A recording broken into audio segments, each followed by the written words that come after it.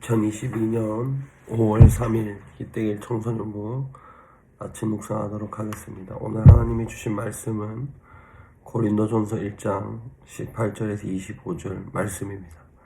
그 중에 25절 말씀을 봉독합니다. 하나님의 어리석음이 사람의 지혜보다 더 지혜롭고 하나님의 연약함이 사람보다 더 강하기 때문입니다. 아멘.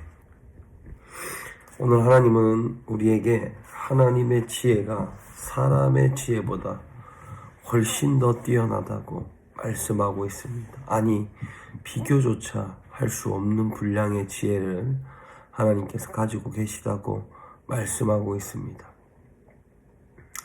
오늘 본문을 보면 우리가 아무리 지혜롭더라도 하나님의 어리석음보다도 못하다 이렇게 말하는 모습을 통해 우리는 하나님의 지혜가 우리 인간에게 얼마나 위대하고 따라갈 수 없는 지혜인지 알 수 있습니다. 세상을 살아가는 우리의 삶 속에 하나님의 법칙 속에서 이 땅이 운행되고 존재하고 있습니다.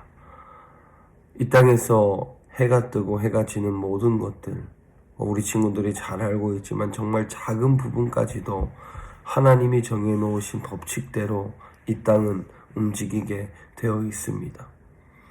이렇게 지혜롭게 세상을 창조하신 하나님의 지혜가 우리의 지혜보다 당연히 비교할 수 없을 만큼 위대하다 말할 수 있습니다.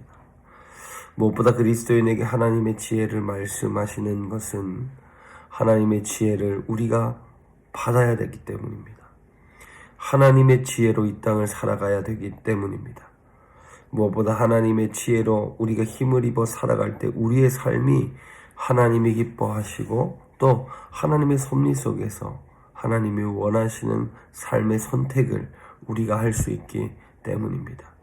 하나님의 말씀을 근거로 한 선택은 하나님의 나라와 하나님의 섭리를 완성시키는 선택이지만 하나님의 말씀에 의지하지 않는 것은 우리의 삶이 하나님의 섭리에서 어긋난 방향으로 흘러갈 수밖에 없는 안타까운 모습이라는 사실을 우리는 기억해야 할 것입니다. 오늘 우리가 살아가는 오늘 하루는 하나님께서 우리에게 선물로 허락하신 하나님의 시간입니다. 믿을 수 있기를 바랍니다.